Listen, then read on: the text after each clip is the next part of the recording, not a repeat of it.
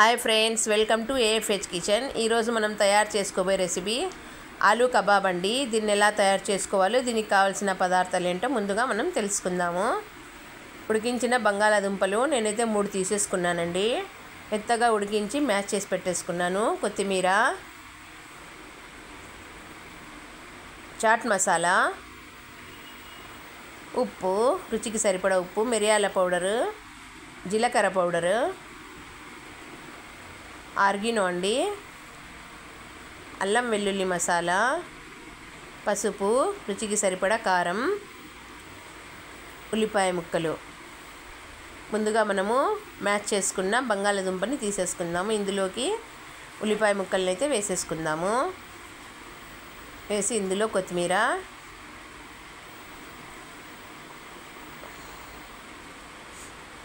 కొద్దిగా పసుపు, కారం,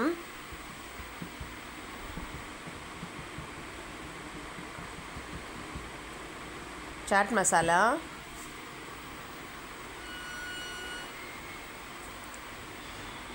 ఆర్గినో 1/2 స్పూన్ అండి, జీలకర్ర పౌడరు. జీలకర్ర డైజెషన్కి మంచిదండి, అందుకని ఎక్కువ వాడతాను. మిరియాల పౌడరు, కొద్దిగా అల్లం వెల్లుల్లి మసాలా 1/2 స్పూను. ఇప్పుడు వీటన్నింటిని మనము కలిపేసుకుందామండి.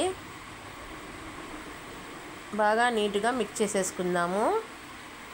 చూడండి, ఈ విధంగా మిక్స్ చేసేసుకున్న తర్వాత రుచికి సరిపడా ఉప్పును కూడా వేసి కలిపేసుకుందాం ఒకసారి. చివరిగా మైదా పిండి కొద్దిగా తీసేసుకొని ఇందులోకి నీళ్ళు కలిపి, ఎక్కువ నీళ్ళగా లేకుండా మరీ గట్టిగా లేకుండా మీడియంగా కలుపుకుందామండి. ఈ విధంగా ఉంటే సరిపోతుంది. చూడండి, ఈ విధంగా. మరి ఎక్కువ నీళ్ళుగా ఉంటే గిన మనకి అతుక్కోదండి.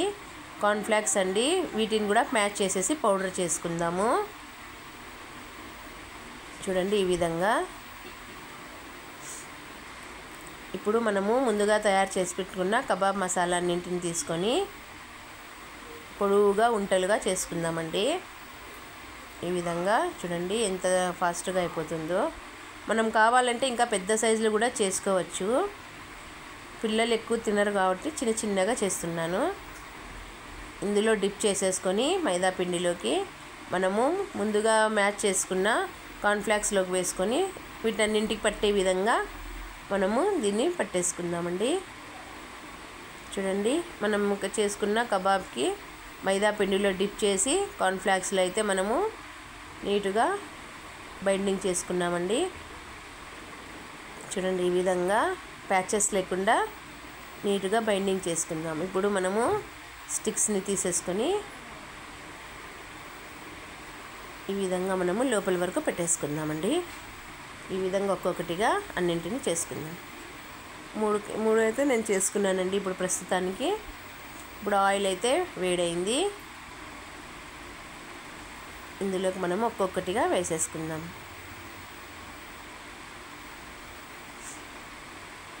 మీడియం ఫ్లేమ్లో పెట్టుకొని మనము దీన్ని ఫ్రై చేసుకుంటే సరిపోతుందండి. మరి లో ఫ్లేమ్లో కుక్ చేసుకుంటే ఆయిల్గా ఉంటుంది.